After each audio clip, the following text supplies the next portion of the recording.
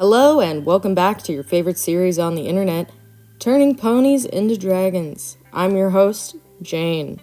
And something interesting I've learned recently is that the greeting hello is actually as recent as the telephone.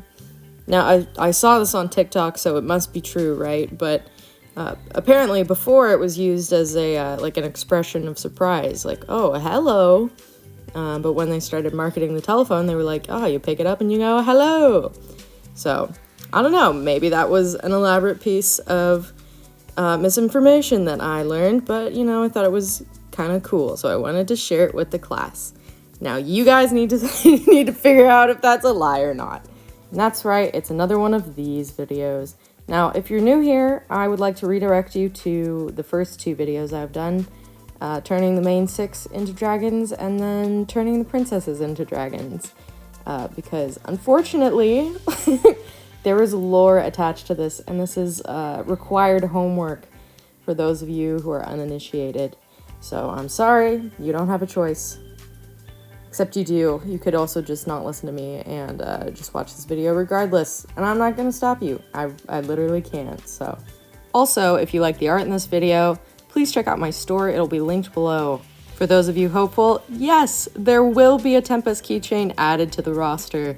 Her pre-orders are now also open, so please check that out. For the rest of the keychains, I'm expecting the main six to come in sometime this month, so those will be heading out to their homes shortly. Yay, yippee!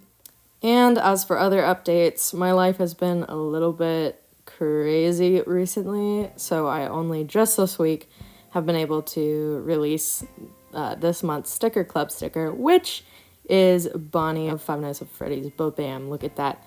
But he's a cute little Easter bunny. Oh my god. So cute.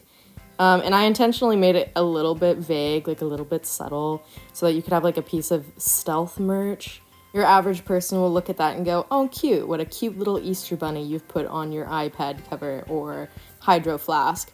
But the knowledgeable, the cool ones will go, oh my god, a bonbon sticker. That's flipping epic. So to receive that, be sure to join the Sticker Club tier on my Patreon. That'll be linked below as well. Oh, and one more thing before we get into the actual video. I want to take a second to highlight this really cool piece of fan art that I got.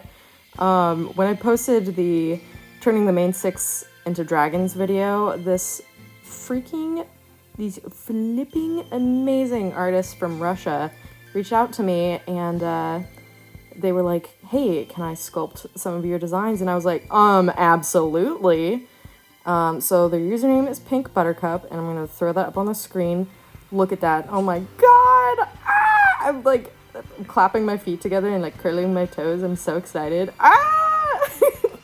So be sure to go follow them, and if you happen to draw any of my designs or just fan art in general, be sure to tag me or DM it to me so that I can see it, and I will feature you in these videos. So yay, that's a new thing going forward. Yippee! Okay, now let's get back to business. So this is an ongoing AU kind of that I am putting together, but not really. I'm basically just like show and telling it here. It's a combination of The Legend of Spyro and My Little Pony, which combines two of my major interests from when I was 12 years old. So this is very self-indulgent, and I'm just having the time of my life, so thank you for listening. I think that the 2017 My Little Pony movie was like the perfect cap to the end of the My Little Pony experience, at least for me, because I view it as like a bookend, a milestone. I went to the theater with my friends, we're all grown up now, and when I say grown up, I mean I was 17, but in my mind, I was an adult, and I was like, this is perfect. I can go to the theater and wave goodbye to my childhood and wave goodbye to my childhood favorite characters, and then move on with my life and become a well-adjusted adult. Now, whether or not that's actually the case, I will leave that up for debate. Anyways, Tempest, stole the show. Love her. I was obsessed with her after the movie. One of my biggest regrets to this day I remember seeing the Build-A-Bear Tempest in stores and going, oh, I really want that, but it is like $50 or something like that, and I'm but a broke poor teen, so I can't get that, so I never got the Build-A-Bear Tempest. So in terms of fitting Tempest into the Spyro narrative, things lined up like a little too well. Like, you know, in the Turning the Princesses into Dragons video, how Cinder and Luna are basically the same character? Yes, Tempest kind of fits into that genre as well. Alright everyone, if you would please put on your lore goggles, I will now explain the story of Tempest as a dragon. Okay, so Tempest was stolen as an egg by the Storm King, who is kind of like the Gaul character in this universe. She was raised to fight other dragons and became the Storm King's attack dog. Having never been socialized with other dragons, Tempest never learned the magic of friendship. Oh no! And learned that her value lied in being tough for the Storm King's benefits. Years of rigorous training and taking on any dragon that was unfortunate enough to stumble into the Storm King's territory earned her the nickname the Storm's Shadow, and her viciousness garnered her quite the reputation. All this to prepare for eventually taking on the Purple Dragon. This left her very frustrated when she discovered that Twilight Sparkle was a very squishy, cutesy little dragon who had no preparedness for any sort of fight whatsoever. What she also didn't understand was why Princess Celestia and Princess Luna hadn't raised Twilight to fear them. After all, the fear that the Storm King had instilled in her from a young age was what made her so tough. So in that sense, she owed him everything. In an angsty fit, I'm assuming in song, Tempest explains to Twilight that if the Storm King hadn't put her up against the Ursa Major, she wouldn't be who she was today. And while that event cost her her wing and one of her horns, she wouldn't trade it for anything else because, after all, her worth lied in her viciousness. Okay, so, quick chronological recap, because in my mind, the events of the My Little Pony movie could stay basically unaltered. There's an attack on the city, the princesses are turned to stone, and Twilight and her friends go on a journey across the land to save their kingdom. Complete with Western Town. That cat guy could be kind of like Hunter. I should draw that at some point. The hippogriffs and hippocampuses, which maybe I'll draw at some point too. We'll see. All that and more. Wonderful, wonderful. And then, oh no, the all is lost moment. Their friendship fails. And Pinkie Pie and Twilight have their little fallout. And then Twilight is captured. Oh no! For her purple dragon magic. And then Tempest does her whole thing where she's like, well, where are your friends now? Dum dum. Anyways, listen to my angsty song.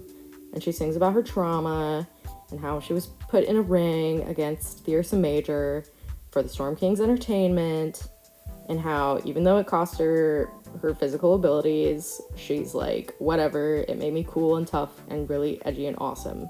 And I got a scar over my eye to prove it. Freaking epic. And then Twilight's all like, no, the magic of friendship is really cool actually, and you just don't understand, you just wouldn't get it like me and my besties. You just wouldn't get it. And then Tempest is all like, well actually, I don't want to get it because you're very lame actually. So the magic of friendship prevails, Twilight's friends come and save her, yada yada. The princesses are freed, but then, oh no, here comes the Storm King, and Tempest is still on his side until it's revealed the Storm King had only kidnapped Tempest as an egg because he thought that she was going to be the next purple dragon. And when he found out she wasn't, he was very upset, and she had been an endless disappointment ever since. And this is what makes Tempest ultimately reconsider her entire stance on the Storm King, although honestly she should have done so sooner. And so Tempest is all like, wow, Twilight, I should have listened to you. The magic of friendship is really quite epic, actually. And I was the dumbhead the whole time. And Twilight's like, well, that's wonderful, because we can be besties. I made you a friendship bracelet. And so that's the end of the movie. If I had more time or brain cells to dedicate to this project, I would have somehow incorporated that they were trying to resurrect King Sombra, who in this universe would be like the Malefor, just because I think that he's like the closest to Malefor in the Spyro series.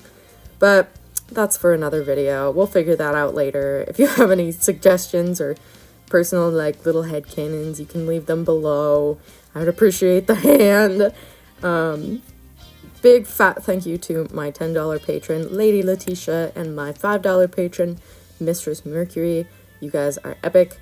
If you'd like your name read off at the end of these videos, check out my Patreon. We got the sticker club, we got all that goodness. Be sure to check out the keychains linked below, and like, comment, and subscribe. It helps me out a lot. Okay, bye!